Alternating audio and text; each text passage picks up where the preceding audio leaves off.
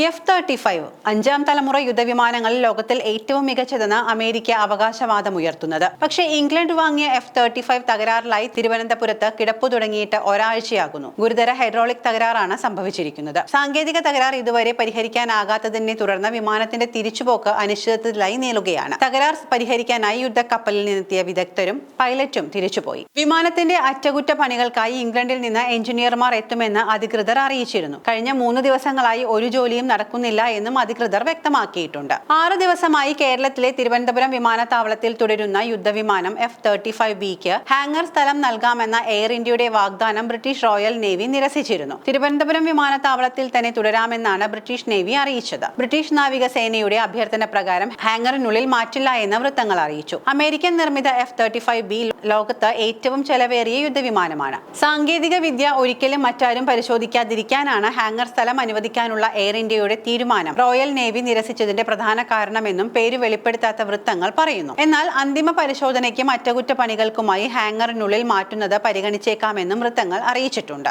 June 14-നാണ് Thiruvananthapuram അന്താരാഷ്ട്ര വിമാനത്താവളത്തിൽ British F-35B അപ്രതീക്ഷിതമായി ലാൻഡിംഗ് നടത്തിയത്.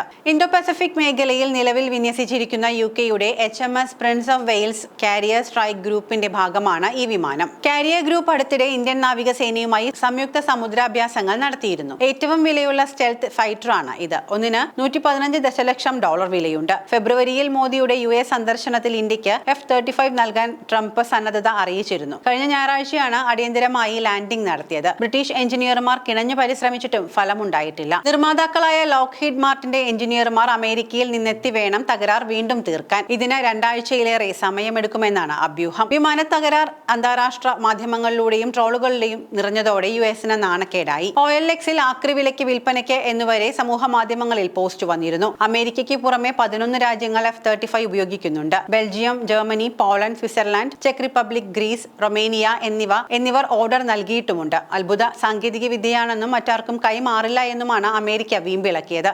പക്ഷേ F-35ന്റെ തിരുവനന്തപുരത്തെ കിടപ്പ് ലോകം കണ്ടതോടെ തലയിൽ മുണ്ടിടേണ്ട അവസ്ഥയിലാണ് ഇപ്പോൾ അമേരിക്ക.